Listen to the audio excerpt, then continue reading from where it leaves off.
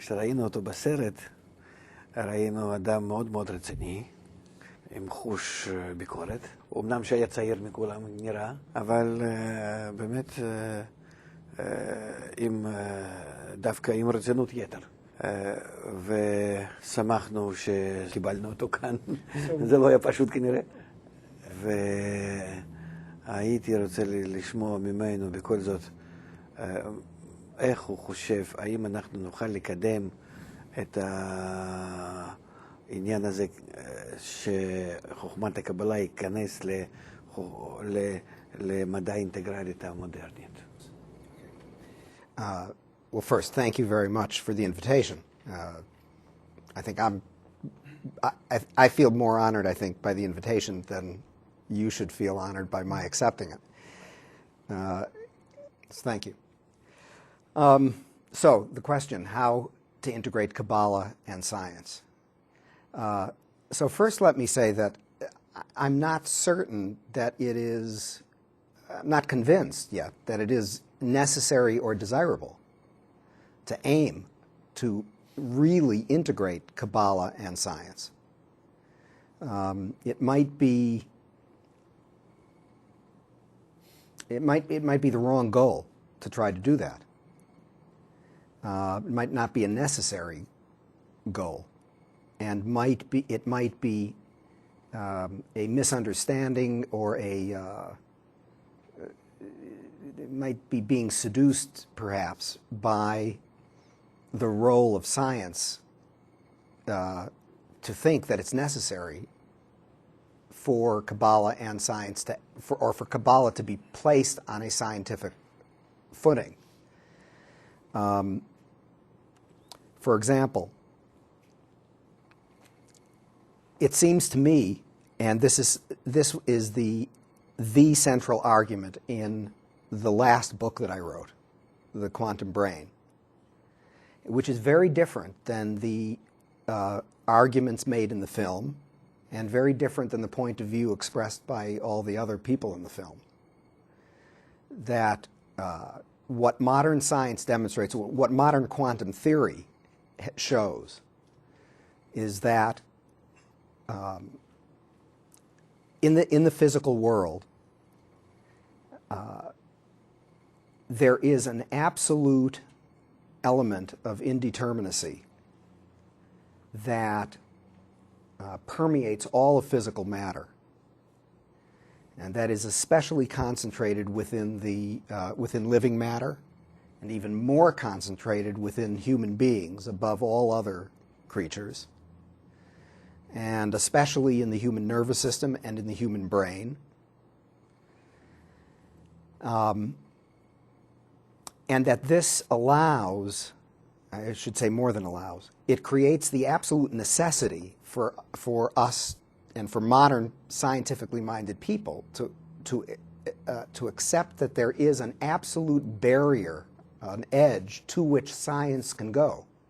And modern, the very best modern quantum theorists, but some of the very greatest theoretical physicists do acknowledge that modern quantum theory has brought science to the point of acknowledging that there is something at work in the physical world which is completely mysterious.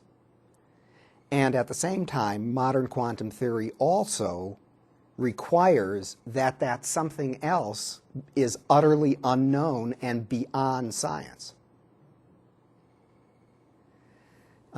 And this last book that I wrote had as its main point demonstrating that argument and unfolding it step by step by step by step for a general audience. And interestingly enough, I had in the back of my mind that this was going to be an explication in 300 pages of one paragraph of the Ramchal's statement to that effect. But not using anything speculative, not going beyond what is known to science today, and filled with 400 references from, biology, neuroscience, physics. So it's absolutely solid. It's not anything that requires guesswork or whatnot. And it's been endorsed, by the chairman of the physics department at Yale, and so it's not. The idea was that it was going to be, its feet are solidly planted on the ground, and yet it's completely consistent with the argument that there is something beyond the material world, but science can't talk about it. Science can't say anything about what's beyond the physical world. So if, in fact, Kabbalah is, let's say, Kabbalah has something intelligent to say about the physical world, science can't contribute to that. All science can do is lead one up to the edge. And at that point, and this is an argument that I have made over and over and over again, I actually said it in the film, but very, very few people, I think, understood what I meant. Science can lead you up to that point, but then the human being has to choose whether they are going to just say, oh, well, it's all just random chance, or whether there is a God and I want to find him, and if so, how I want to find him. What path do I want to choose? But science offers no, in my opinion, science offers no guidance whatsoever. Science can't help you in the least. So from that point of view, in a way, to try to create a wedding or a union of science and Kabbalah it actually makes no sense.